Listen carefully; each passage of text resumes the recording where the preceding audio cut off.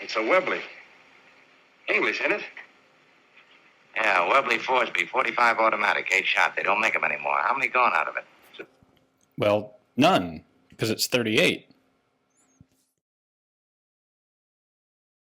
Hey guys, thanks for tuning in to another video on ForgottenWeapons.com. I'm Ian McCollum, and I'm here today at Morphy's with the one version of Webley-Fosbery we have not previously been able to take a look at. This is a 38 caliber Webley-Fosbery automatic revolver.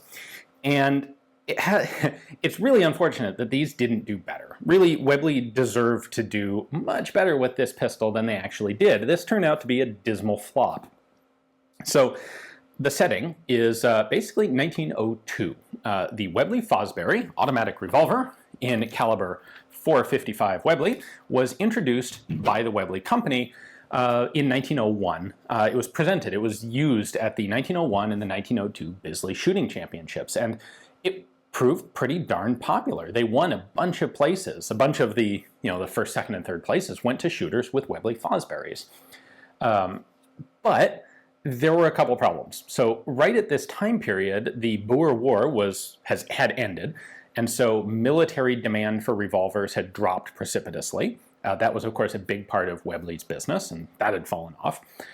In the civilian target market, and in the military market as well, there was a lot of disruption coming from this newfangled technology of the practical automatic pistol. So, of course, the Mauser automatic pistol had been around since 1896, although not in huge numbers. This is only 5 years or so, 6 years after the fact.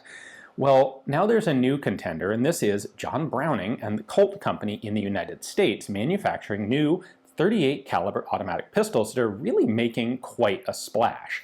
This would be the Colt 1900, Colt 1902, and Colt 1903 pocket hammer guns, all of which were chambered for Colt's 38 ACP, or automatic Colt pistol, cartridge. It was a high velocity, flat shooting, really a very impressive cartridge for its time. And so Webley is sitting here looking at, well, we're not really selling many military revolvers, and this automatic is popular, but we're looking at potentially losing ground to new automatic pistols in 38. How about we take our automatic revolver, chamber it for that same fancy new high-velocity 38 cartridge, and release that? And this, they hoped, had the potential to just swing them straight through the middle of the whole revolver semi-auto argument, have a good cartridge. This is the modern, tactical, high-tech option that, in theory, should please everyone. It's a revolver and an automatic. Well, it turned out to, unfortunately, please nobody. But before we go into that, let's take a look at the details of this, because there are a couple cool elements to it that you don't see in the 45 caliber version. When Webley introduced the 38 caliber version of the Fosbery automatic revolver, they gave it all of the improvements and updates that they had been working on over the course of the previous development of the 455 caliber gun. So, while early ones would actually use wooden grips, many of the later 38s did use the vulcanite rubber grips, like this one does. It has some elements to it, like the double limb cylinder latch up here in the top. The mainspring is a coil rather than V-spring. They are clearly marked on the side, 38 automatic with the Webley Flying Bullet logo. Just for comparison, here's what the 455 ones look like. And on the top strap of the frame, it is marked Webley-Fosbery. And we have a serial number on the right side of the frame. This is relatively late in production. This particular example came from a batch of 8 that were made on the 26th of October, 1903. And lastly, it is marked on the top of the barrel with the manufacturer, P. Webley & Son, London and Birmingham. Well, this is an extremely rare pistol. Unfortunately, this particular one has a bulged barrel, slightly bulged barrel, right there. Unfortunate, but there it is. A couple minor differences. The cylinder is slightly smaller in diameter than the 455 caliber cylinder. The front sight is integral to the barrel instead of being pinned in place like on a 455 caliber version. The most substantial difference, of course, was that the 38 caliber gun held 8 rounds where the 455s had only held 6. Now, there's a little bit of an interesting detail going on here in that 455 is obviously a revolver cartridge with a big rim. The 38 ACP was intended as an automatic pistol cartridge, and it is semi-rimmed, which means it has both an extractor groove cut in it and also a small diameter rim that is actually larger than the body of the cartridge. Semi-rimmed cartridges can work in revolvers, and the Webley-Fosberys can be loaded with just standalone cartridges. The rim, the semi-rimmed nature, allows it to sit on this section of the chamber wall, or the chamber face, and still be extracted by the extractor. However, they also made an 8-shot full moon clip that would hold all of the cartridges in place, frankly, a bit more securely, and would hold them all together so that they could be loaded as a single set of 8. And that was a fairly novel thing for that time period.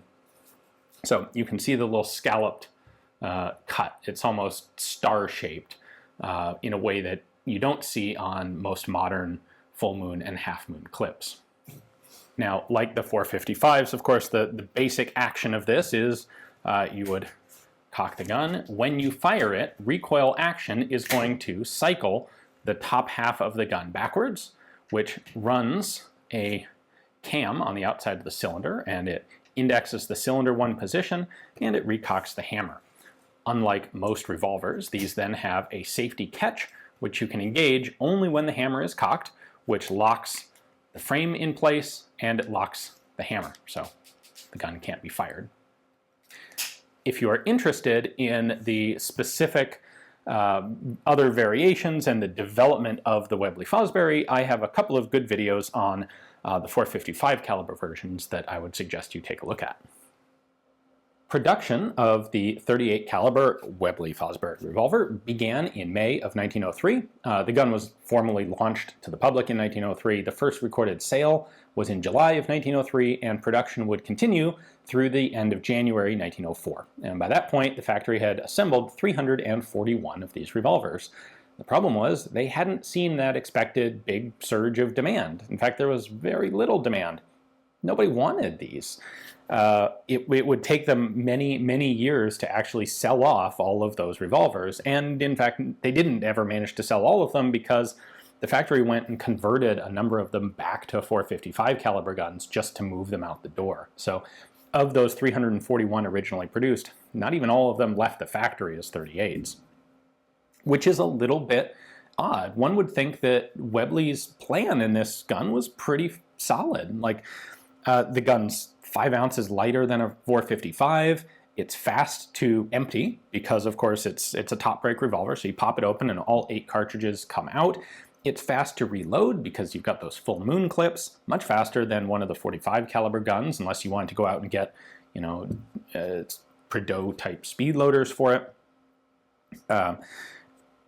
It's a great cartridge. It's a far better cartridge than 455 Webley, and yet there was just basically no demand. This was just a complete blech of a commercial failure. And I think there are a couple primary reasons why. For one thing, of course, there was zero military interest. Webley made one sort of half-hearted attempt to get the military into it, but the British military was only looking for 45 caliber guns, specifically 40 caliber and up. This is 38. It was just, they rejected it out of hand. They weren't even interested in looking. And then on the civilian side, the Pistols Act was passed in 1903 in Britain, which significantly restricted the ability of someone to actually buy a handgun for recreational or self-defense use. And so the potential civilian market that Webley had really had in its eye on was heavily chilled by the passage of that legislation. And those two things combined together with the relatively high price of the gun. This was introduced at 110 shillings at a time when you could get a 38 caliber Colt in the same cartridge for 85 shillings. And that's a proper semi-automatic. There is some question as to how beneficial is an automatic revolver really? And I think that was the final nail in the coffin for the Webley-Fosbery. It was the most successful automatic revolver out there, but that's a very low bar because this concept in general was very unsuccessful. So that is the story of the .38 caliber Webley-Fosbery revolver. I should point out before we close that there is one place that this particular gun, despite its incredible rarity, has really made a splash in pop culture, and that is in the Maltese Falcon, where one of the gentlemen is shot by what is described very specifically as a .38 caliber Webley-Fosbery automatic revolver. So I think what little is recognized about these guns in general culture is largely due to Dashiell Hammett and the Maltese Falcon. Anyway, hopefully you guys enjoyed the video. Thanks for watching.